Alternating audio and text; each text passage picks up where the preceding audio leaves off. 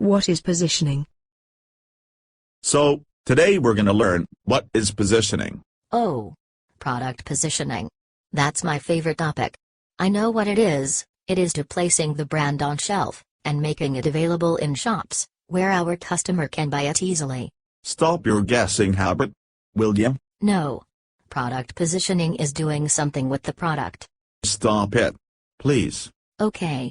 Zip. Thank you very much. First of all, there is no word like product positioning. There is positioning, or you may also call it brand positioning, but not product positioning.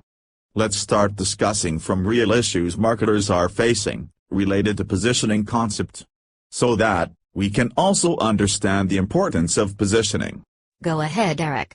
According to Al Rees' interview on this blog, CamelOlly.com, marketing people believe in positioning, they just don't believe in the principles of marketing, principles that we have been writing about for decades. What does he mean? In other words, you should realize and remember three things. 1. The positioning concept is widely misunderstood. People have learned the definition of it, and forget the steps required to achieve and sustain positioning. 2. How to do positioning is difficult to comprehend, it's even more difficult to apply on the brand. 3. If you'll use your common sense, you'll be lost. On the other hand, if you'll use your marketing sense, you'll be on the right track. If we're going to learn positioning, it is necessary to know about two marketing gurus. We might discuss their quotes during the discussion. Who are they?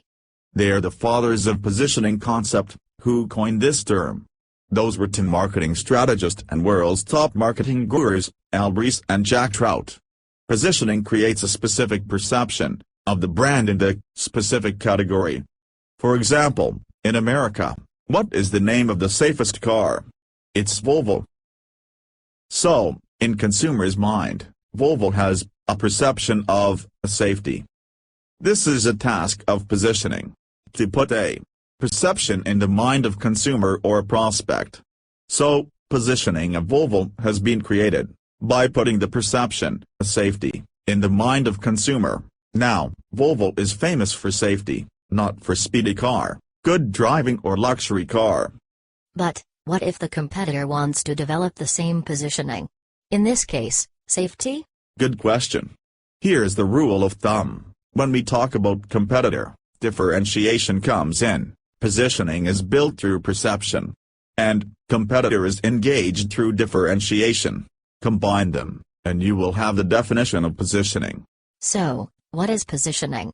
Positioning is to differentiate the brand in the mind of consumer.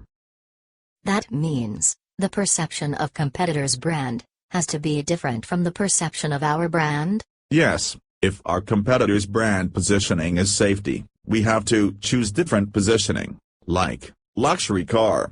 For example, if Volvo's positioning is safety, Ferrari positioning is speedy car, BMW's positioning is ultimate driving, and Lexus positioning is luxury car. How I'll be able to do positioning like that? By getting into the mind of consumer, before our competitor. And, how do we get into the mind of that bloody consumer? That's the real part, how to do positioning, how to get into the mind of consumer and then hang in there. We'll learn it in the next meeting.